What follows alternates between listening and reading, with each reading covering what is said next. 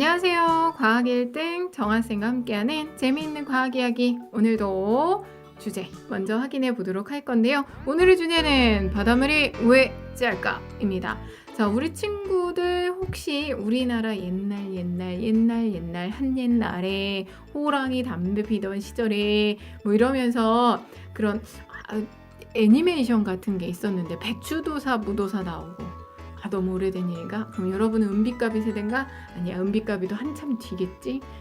우리 친구들은 무슨 세대려나? 어쨌든 그런 동화를 보면, 우리나라 관련된 옛날 동화들을 보면 바닷물이 짠 이유가 여러 가지로 나와요. 그 중에서 가장 대표적인 게 그 어떤 사람이 부채를 얻습니다. 마법의 부채를 얻는데 부채가 이렇게 부채를 붙이면서 이야기를 하는 거야. 나에게 소금을 주세요 하고 부채질을 하면 소금이 계속 나. 나에게 돈을 주세요 하면 돈이 계속 나오고 뭐 이렇게 되는 거죠. 그래서 너무 좋은 거지. 나 혼자 봐야지. 다른 사람들이 보면 안 되겠다 싶어서 그 사람이 배를 타고 부채를 들고 배를 타고 망망대해로 나갑니다. 그래야 다른 사람들이 못 보니까 다른 사람들 못 보게 하려고 망망대해에서 해본 거야.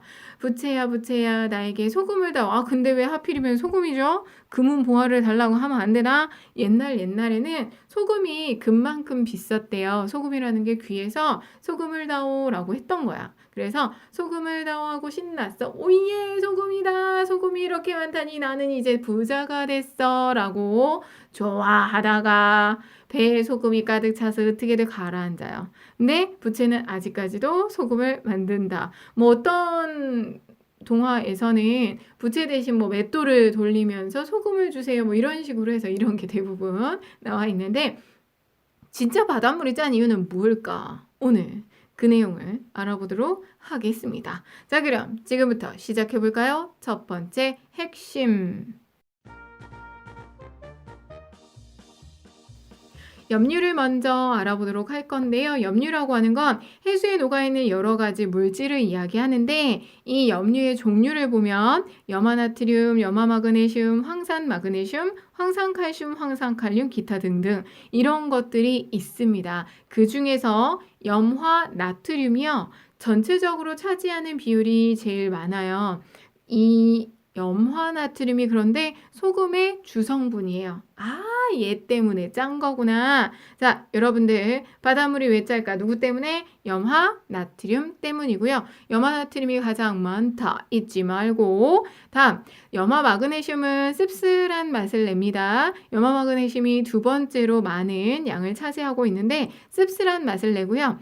여러분들이 그 염전에 가서, 우리나라는 바닷물을 가둬두고 염전에서 소금을 얻죠. 이런 걸 천일염이라고 하는데, 물을 증발시켜서 소금을 얻게 되면 그때 바로 나온 소금은요, 쓴맛이 좀 많이 나요. 염화 마그네슘이 좀 섞여 있어서. 그래서 이거를 소금을 씻어낸다라고 이야기를 하거든요. 그래서 2년, 3년 묵혀두게 되면 염화와 마그네슘 성분이 빠져나가고 맛있는 소금이 된대요. 보통 한 3년 묵힌 소금이 제일 맛있다고 하고, 또 우리나라 소금이 천일염 되게 맛있대요. 그러니까 미네랄이나 이런 게 물만 증발을 시켰기 때문에 되게 많이 섞여 있어서 좋은 소금이라고 하더라. 외국 소금 무슨 핑크 소금이 어쩌고 뭐 이런 거보다 우리나라가 좋아. 우리 것이 최고요. 어디서부터 여기까지 왔어. 다시, 염화나트륨이 짠맛을 내는데 가장 많고, 두 번째가 염화마그네슘 쓴맛을 냅니다. 요거 생각을 하시면 되고요. 요 정도까지만 기억을 하시면 돼요. 거기에다가 하나만 더, 여러분들이 지금 이야기하는 이 염화마그네슘의 경우는 두부 만들 때 사용을 합니다. 간수라고 해서 염화마그네슘이 녹아있는 물을 두부 만들 때 사용을 하기도 한다. 이 정도 알아두시면 되겠습니다. 자, 그러면 염류라는 게 있어서 바닷물이 짠 거구나 라는 거 확인을 하셨죠? 그럼 이제 넘어갈게요. 두 번째 핵심. 염분에 대해서 알아볼 거예요. 염분은 또 뭐야?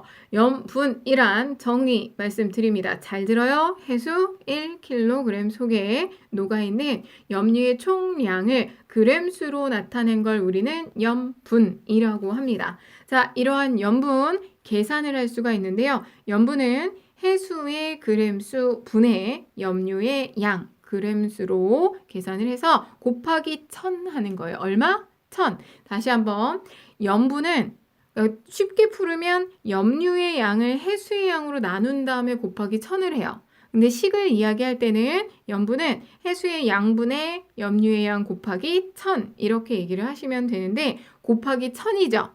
이렇게 했을 때 우리는 단위를 뭘 사용하냐면 천분율 퍼밀 단위를 사용을 합니다. 백분율은 퍼센트인 거 알고 있죠? 천분율 퍼밀 사용을 할 거고요. 퍼밀 말고 같은 단위로 소문자 PSU로 쓰고 실용염분 단위라고 읽어주시면 돼요. 자, 단위가 두 개가 있습니다.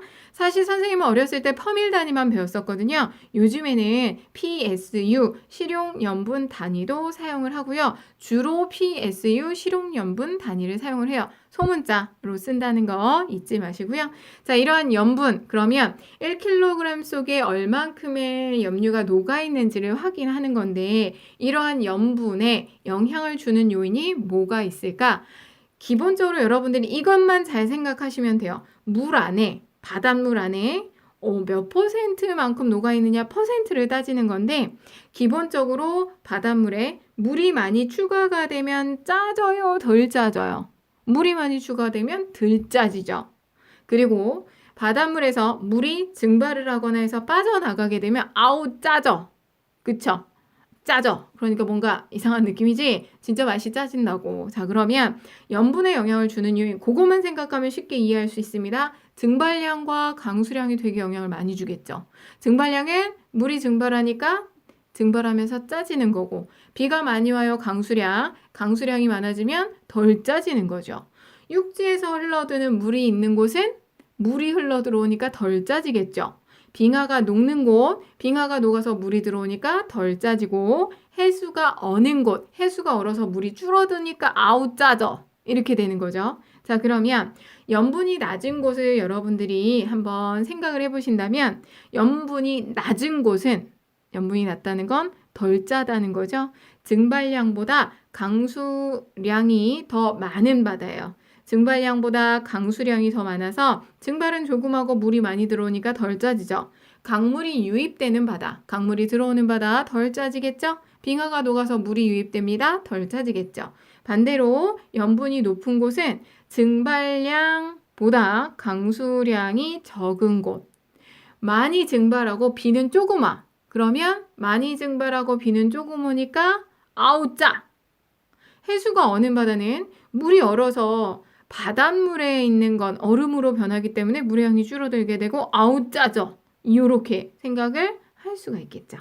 염분이 낮은 곳과 염분이 높은 곳 구별해서 찾아내실 수 있어야 하는데 여러분들이 그거 찾으실 때 중요하게 쉽게 정리하실 수 있는 방법은 물이 들어오면 짜져, 물이 나가면 안 짜져. 이렇게 생각하면 되겠죠. 안 짜져 그러면 덜 짜져 라고 하는 게 더 맞겠다. 그쵸?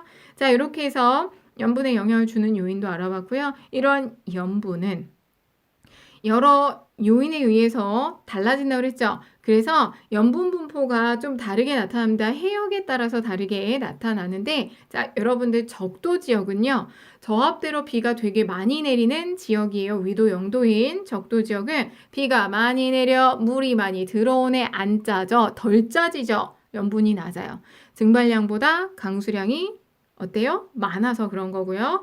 중위도 해역대로 올라갑니다. 우리나라가 중위도 해역대죠? 위도 30도 부근의 중위도. 여러분 생각해봐. 우리나라 비 오는 날이 더 많아요? 안 오는 날이 더 많아요? 안 오는 날이 훨씬 더 많죠. 고압대로 강수량이 적은 위치이기 때문에 증발량이 강수량보다 많습니다. 많이 증발하고 물은 덜 들어와요. 증발해서 물이 많이 빠져나간다는 얘기죠. 그러니까 아우 짜져 염분이 높습니다. 중위도 해역, 위도 30도 부근은 염분이 높고요. 더 올라갑니다. 고위도 해역, 위도 60도 부근이 되면 위도 60도 부근에서는 증발량보다 강수량이 더 많아요. 비가 많이 오니까 물이 많이 들어가네 덜 짜지겠죠. 이렇게 여러분이 생각을 하시면 되고요. 이 부분에서는 계절별 우리나라 주변의 염분 분포를 많이 물어보는데 우리나라는 여름하고 겨울을 비교했을 때 여름철 8월의 염분이 겨울철 2월의 염분보다 낮습니다. 왜? 우리나라는 장마철이 여름에 있죠. 여름에 강수량이 많기 때문에 여름에 염분이 겨울보다 낮고요. 황해랑 동해를 비교해보면 황해가 동해보다 염분이 낮아요. 왜? 황해에 강물 유입량이 많아서 그래요. 우리나라는 동해 쪽 근처로 해서 산맥이 되게 높은 산맥이 쭉 연결돼 있거든요. 태백산맥 뭐 이렇게 해서 그쪽으로는 강물이 많이 못 가요. 그런데 뭐 한강이나 이런 강들이 대부분 황해 쪽으로 연결이 되어 있습니다. 강물 유입량이 많기 때문에 황해의 염분이 더 낮다. 알아두시면 되겠죠? 자, 그러면 두 번째 핵심도 마무리 지었습니다. 넘어갈게요. 세 번째 핵심. 염분비 일정 법칙 알아보도록 하겠습니다. 법칙 나오면 막 떨리지 않아요? 법칙 나오면 문제로 나올 것 같죠? 그래, 이거 너무 중요해요. 문제로 잘 나오는 내용인데 해수의 염분은 지역에 따라 달라요. 하지만 전체 염류에서 각 염류가 차지하는 비율은 항상 일정합니다. 뭐가? 비율이 항상 일정하다고요.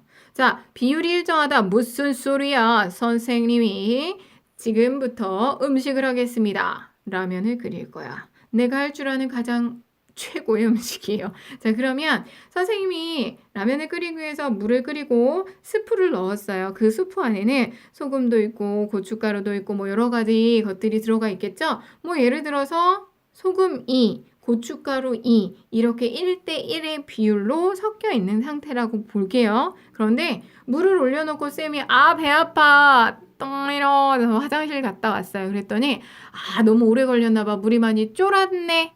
물이 많이 쫄았어요. 증발을 끓여서 증발을 시켰으니까. 이렇게 물이 쫄아도요. 그 안에 들어있는 소금 2 그리고 고춧가루 2는 2대2, 1대1은 이 비율이 변해요? 안 변해요? 안 변하죠. 다만 물의 양이 줄어서 조금 더 진해져서 더 짠맛, 매운맛이 강하겠죠. 반대로 자, 이 상태 그대로 해서 내가 쫄았네. 물 더 부어야지 하고 물을 더 부어줄게요. 자, 그럼 이렇게 물을 부을 때 물의 양이 늘어나니까 염분은 어떻게 돼요? 낮아지겠죠. 물의 양이 늘어나니까 덜 짜지잖아. 그런데 그 안에 들어있는 소금과 고춧가루 1대1 비율은 변해 안 변해? 안 변하지? 그게 바로 염분비 일정 법칙입니다. 우리가 북극해와 동해 그리고 홍해에 대해서 알아봤더니 북극해는 염분이 30 PSU 실용 염분 단위고요. 동해는 33 실용 염분 단위 그리고 홍해는 40 실용 염분 단위래요. 그런데 이 안에 들어있는 염화나트륨의 퍼센트를 봤더니 북극해 하고 동해하고 홍해하고 들어있는 염화나트륨의 비율은 모두 다 77.7%로 똑같습니다.